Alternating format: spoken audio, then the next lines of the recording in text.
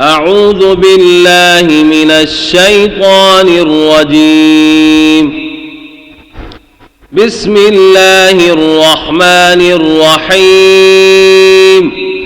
إذا وقعت الواقعة ليس لوقعتها كاذبة خافضة رافعة إذا رجت الأرض رجا وبست الجبال بسا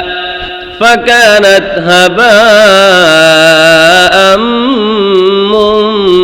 منبثا وكنتم أزواجا ثلاثة فأصحاب الميمنة ما أصحاب الميمنة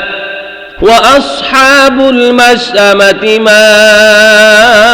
أصحاب المشأمة والسابقون السابقون أولئك المقربون في جنات النعيم ثلة من الأولين وقليل من الآخرين على سرر موضونة متكئين عليها متقابلين يطوف عليهم ولدان مخلدون بأكواب وأباريق وكأس من معين لا يصدعون عنها ولا ينزفون وفاكهة مما يتخيرون ولحم طير مما يشتهون وحور عين كأمثال اللؤلؤ المكنون جزاء بما كانوا يعملون لا يسمعون فيها لغوا ولا تأثيما إلا قيلا سلاما سلاما وأصحاب اليمين ما أصحاب اليمين في سدر مخضود وطلح منضود وظل ممدود وماء مسكوب وفاكهة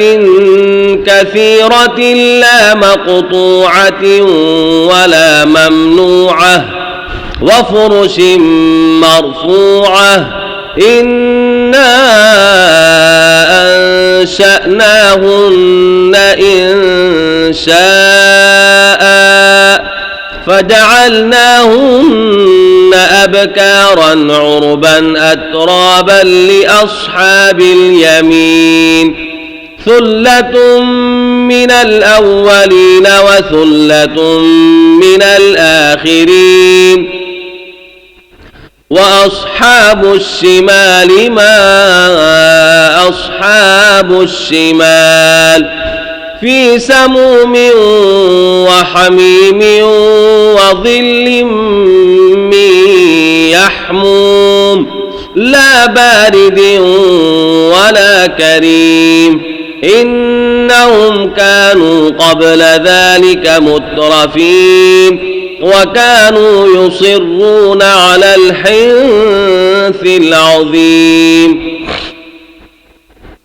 وكانوا يقولون أئذا متنا وكنا ترابا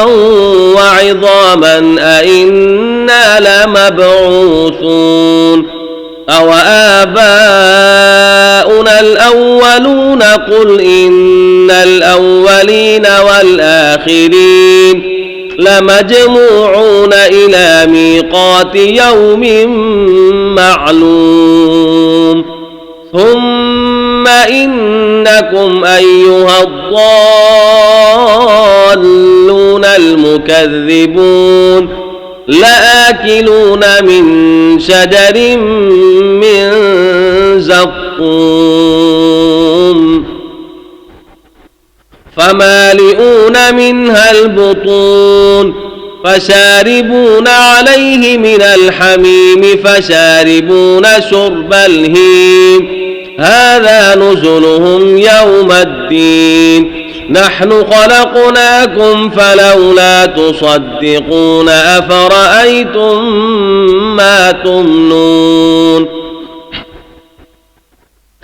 أأنتم تخلقونه أم نحن الخالقون نحن قدرنا بينكم الموت وما نحن بمسبوقين على أن نبدل أمثالكم وننشئكم فيما لا تعلمون ولقد علمتم النشأة الأولى فلولا تذكرون أفرأيتم ما تحرثون أأنتم تزرعونه أم نحن الزارعون لو نشاء لجعلناه حطاما فظلتم تفكهون إنا لمغرمون بل نحن محرومون أفرأيتم الماء الذي تشربون أأنتم أنزلتموه من المزن أم نحن المنزلون لو نشاء جعلناه أجاجا فلولا تشكرون أفرأيتم النار التي تورون أأنتم أنشأتم شجرتها أم نحن المنشئون نحن جعلناها تذكرة ومتاعا للمقوين فسبح باسم ربك العظيم فلا أقسم بمواقع النجوم وإنه لقسم لو تعلمون عظيم إنه لقرآن كريم في كتاب مكنون لا يمسه إلا المطهرون تنزيل من رب العالمين أفبهذا الحديث أنتم مدهنون وتجعلون رزقكم أنكم تكذبون فلولا إذا بلغت الحلقوم وأنتم حينئذ تنظرون ونحن أقرب إليه منكم ولكن لا تبصرون فلولا إن كنتم غير مدينين ترجعونها إن كنتم صادقين فأما إن كان من المقربين فروح وريحان وجنة نعيم وأما إن كان من أصحاب اليمين فسلام لك من أصحاب اليمين وأما